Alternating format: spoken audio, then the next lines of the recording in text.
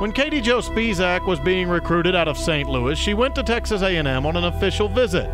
After arriving in the Metroplex, weather canceled her connecting flight to College Station. Right then and there, she had to learn to giggle.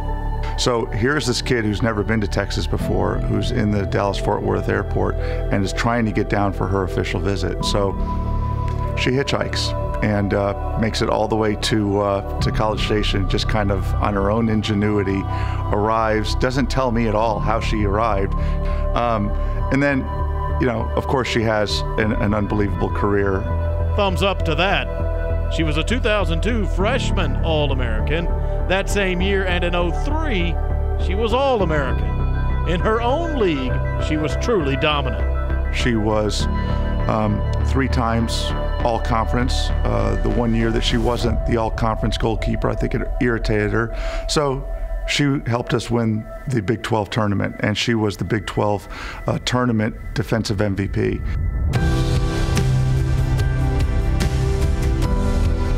And that's exactly who she was. She was someone that we pretty much jumped on her back, and she took us to places that we had never been before.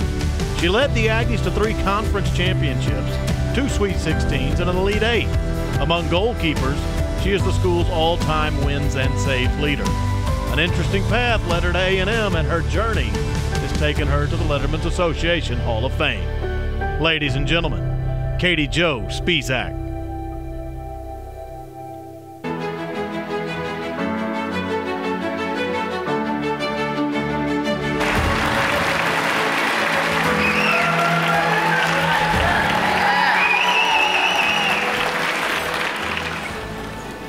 Thank you. I don't have much to say after that. I don't know how to follow you. The story that G told is true. I actually did hitchhike to College Station in 2001. And what led to that was my flight was delayed. I couldn't make it to College Station because the flight had already left, so I had options. And the options were, for one, to stay overnight in Dallas as an 18-year-old kid who had never been to Texas. Option 2, call G, wait for him to come up for 3 hours, and then drive back with a coach that I've met a couple times, but he was trying to sell me his school in Texas A&M. And if you know G, you know I chose option 3, which was the hitchhike. You know, I'm truly honored to be receiving this award, and honored to have my name and my career highlighted, and to go down as one of Texas A&M's greatest.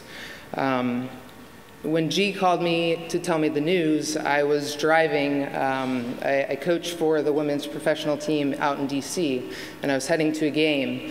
And he called me while I was on the way, and if you've ever been to DC, the traffic is terrible, and the highways there are like playing Mario Kart. So add in the embarrassing amount of tears, the ugly cry face, and me trying to control my sobs, I made it to my destination. But I immediately called my parents following, and as I was telling them about the fantastic news, I thought I was dreaming, because this is truly a dream come true. Thank you. So a couple people I would like to thank. First of all, the Letterman's Association. Thank you for the induction. Thank you for this amazing event. And thank you for supporting A&M athletics. Thank you to the coaches, Coach G, Lori, Phil, and Kurt, and everything they've done. They're currently up, there's 10 minutes left in the second half, and they're beating the hell out of LSU 2-0. So,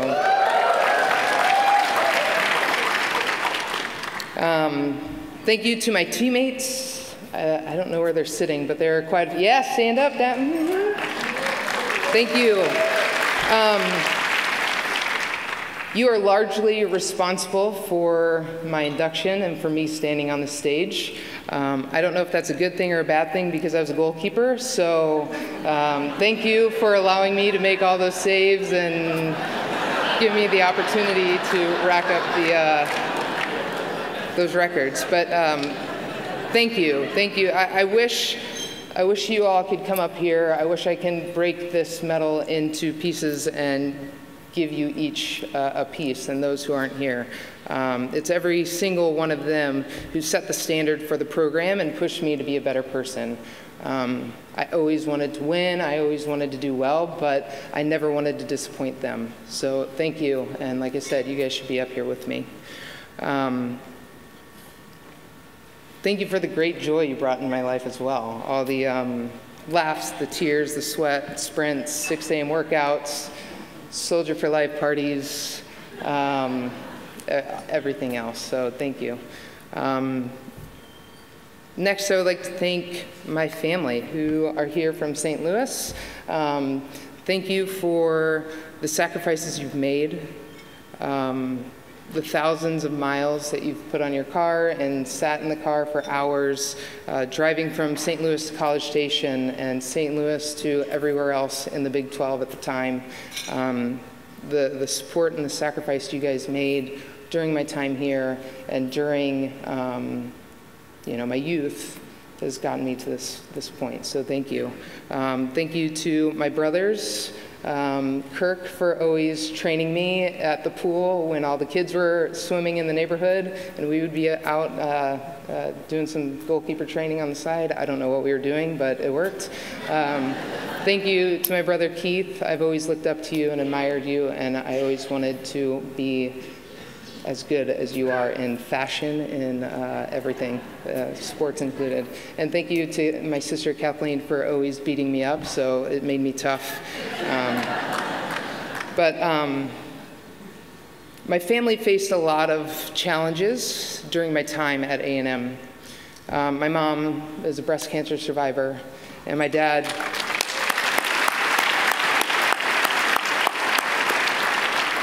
and my father was diagnosed with ALS my senior year. But the outpouring of love and support that the A&M community gave to my family is unmatched. And I think all of the inductees here at some point said that this place is family, and this place is love, and it's factual, it's true. The love, like you said, the love and the support and everything that this university has given my family, I don't have words for it, so thank you. A lot of things have changed on this campus. I live in DC, I don't get back often. A lot of things have changed. We're walking around, there's different buildings on campus. There's more restaurants to eat at than I can imagine. It's very difficult to be a 30-something-year-old in College Station now. I was good at being a student athlete and knowing where to go, but right now I'm like, I don't know where to go. I don't know, because everything's changed. But I went on a run this morning around campus, and as I was running, I ran the path of where I went to class, where I went to lift weights, which is Needham Steed is no longer here. But it was very nostalgic and peaceful. A lot of different buildings on campus, a lot of new faces. I'm older, I'm like the grandma on campus, but the one thing that hasn't changed is the layout of this place. I think everybody can navigate, regardless of the different changes, the new Kyle Field, et cetera. The layout of this place and the foundation of this place is the same. And the foundation of love and the foundation of spirit that the Aggieland community has will always be there. And that's the foundation that has been laid and instilled in me, and to this day still is. I leave you with this. I made the best decision of my life becoming a Texas A&M Aggie. Thank you for the opportunity to wear the A&M uniform. Thank you for the opportunity to stand on the stage. Congratulations to the other inductees. That's all I have for tonight. Thanks and gig 'em.